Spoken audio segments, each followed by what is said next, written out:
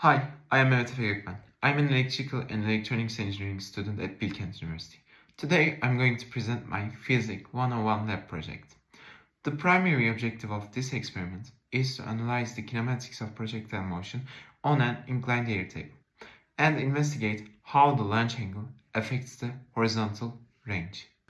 According to the principles of two-dimensional kinematics, a projectile motion is determined by its initial velocity and the acceleration acting upon it. It's our setups. Since the air table is inclined, the effective gravitational acceleration is g product sine theta. We use the horizontal range formula to predict where the puck will land by measuring the time intervals between sparks. We can also calculate the experimental initial velocity using the simple displacement over time formula. The required equipment for this experiment includes an air table, a puck, a spark timer, a spring, loaded launcher, and a wooden block for inclination. First, I adjusted the table's angle and set the spark timer to 50 milliseconds. Then I launched the puck at different angles from 30 to 60 degrees.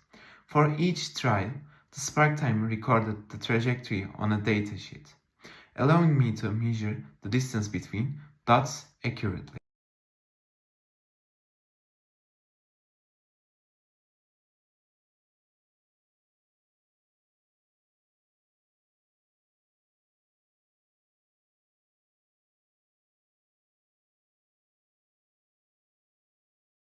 Now, let's look at the data as seen in Table A2.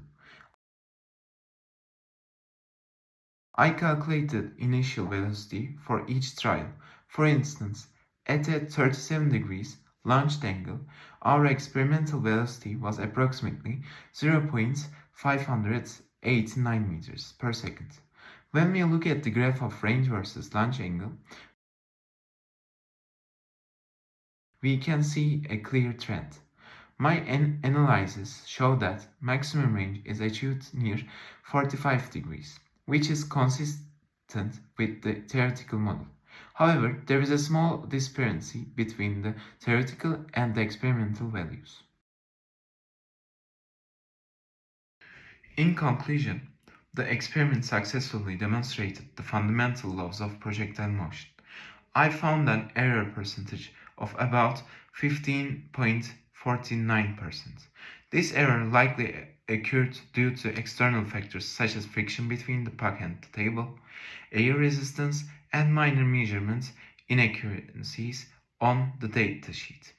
Despite these factors, the results closely follow the theoretical predictions.